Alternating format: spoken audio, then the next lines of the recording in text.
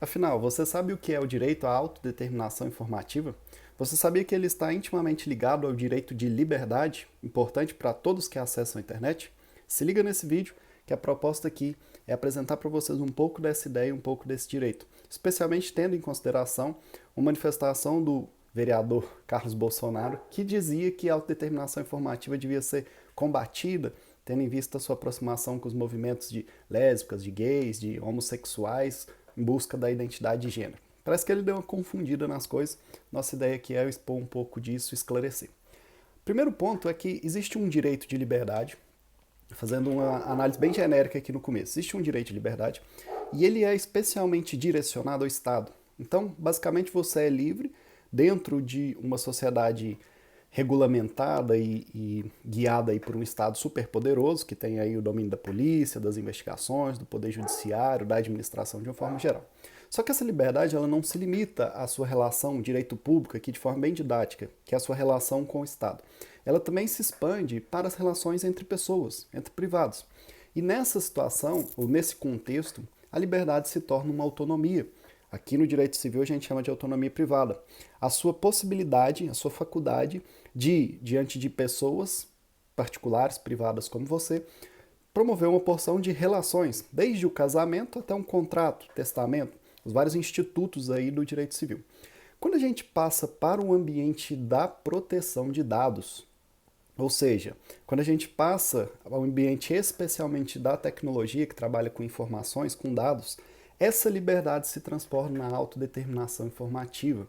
Veja o seguinte, a partir do momento em que existe um dado pessoal, que é uma informação que pode te individualizar, por exemplo, seu nome, sua foto, seu e-mail, data de nascimento, CPF, exemplos aqui claros de dados pessoais.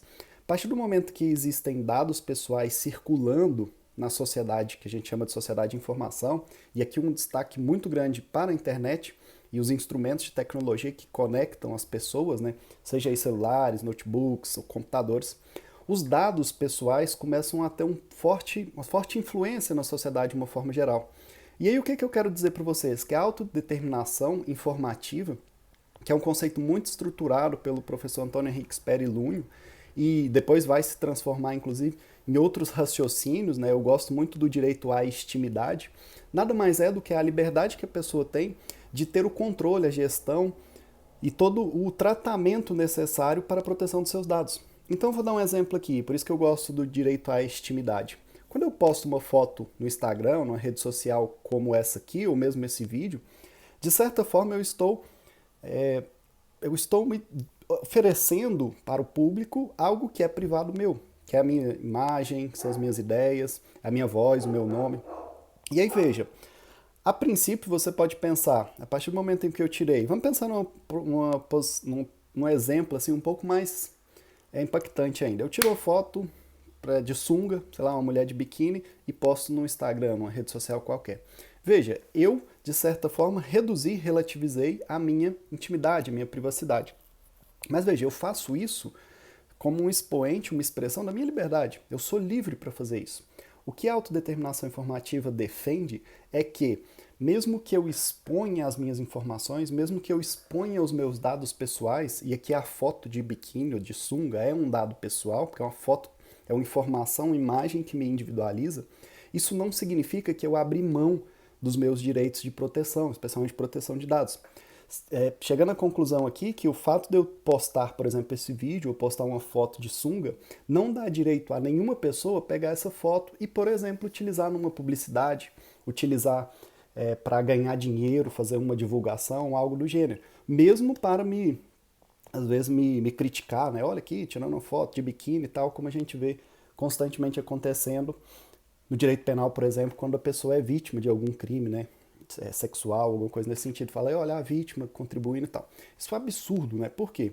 Porque, insisto, o direito à autodeterminação informativa, ele nada mais é do que uma forma de garantir que as pessoas sejam livres para fazer o que quiserem com seus dados pessoais, seus. Então, eu sou livre para postar foto, vídeo, publicar o que eu quiser. Se eu quiser, por exemplo, fornecer o meu e-mail, que é muito comum, para ganhar um curso gratuito, eu posso. Só que, se eu quiser retirar isso aí, cancelar, eu tenho todo o controle de dados. Então a ideia de autodeterminação informativa é nada mais do que a liberdade e a possibilidade que você tem de controlar a gestão dos seus dados. Ou seja, você pode dar acesso, você pode retirar o acesso, você pode apagar uma foto aqui na rede social. Eu gosto muito da rede social em si, que vai de encontro muito à ideia do Stefano Rodotà de corpo eletrônico, né? Seria uma manifestação do nosso corpo na internet, porque ela é fácil da gente entender, tendo em vista que mexemos com ela o tempo inteiro. Os dados que você alimenta na rede social são seus. Se você quiser tirar, se você quiser apagar essa rede social, quer sumir, de desaparecer disso aqui, você tem esse direito. E é aí que as leis gerais de proteção de dados entram para te garantir isso. Se você quiser apagar seu Facebook e tudo que tiver ali, e o Facebook, a partir dessa decisão sua, ele não pode mais usar esses dados. Ele tem que deletar efetivamente esses dados. Ele tem que parar de fazer o tratamento desses dados. E qual é a polêmica, né? E eu mostro até aqui para vocês, né? A polêmica é que dentre os dados pessoais conceituados pela própria lei, existem os dados sensíveis, que são aqueles que são tão íntimos, tão privados, que podem permitir que a pessoa sofra certas formas de discriminação. E olha que interessante, a lei que era debatida no município lá do Rio de Janeiro, o Carlos Bolsonaro ficou bravo e tal, ela era uma lei que copiava praticamente o próprio conceito trazido pela Lei Geral de Proteção de Dados como dado sensível. São aqueles relacionados à raça, etnia, religiosidade, identidade sexual. Então veja, você não pode ser discriminado por ser, por exemplo, negro, ou por ser de uma religião X, ou por ter uma orientação sexual homossexual, heterossexual, ou seja lá qual tipo de orientação. Por que isso? Porque a própria lei está permitindo que você seja livre e não seja discriminado pelos dados que indicam uma certa particularidade, privacidade sua.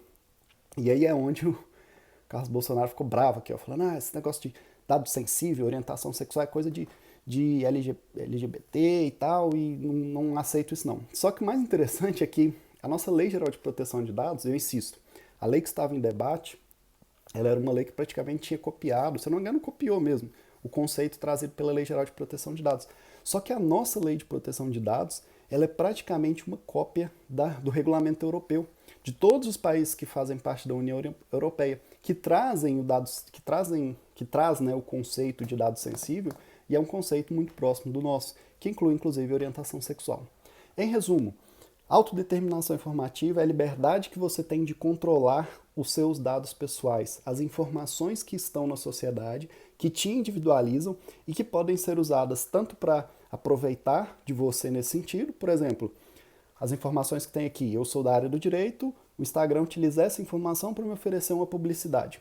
Seria um tipo de uso de dado pessoal. Mas também pode ser utilizado para outras possibilidades aqui, inclusive para possibilidades discriminatórias, né? Você vai a uma entrevista de emprego e aí, a partir do momento que tem uma foto sua de biquíni, o empregador já te elimina. Por quê? Porque ele não quer pessoas que se expõem de biquíni. Seria um exemplo de uso ilegal ou ilegítimo dos dados pessoais aqui.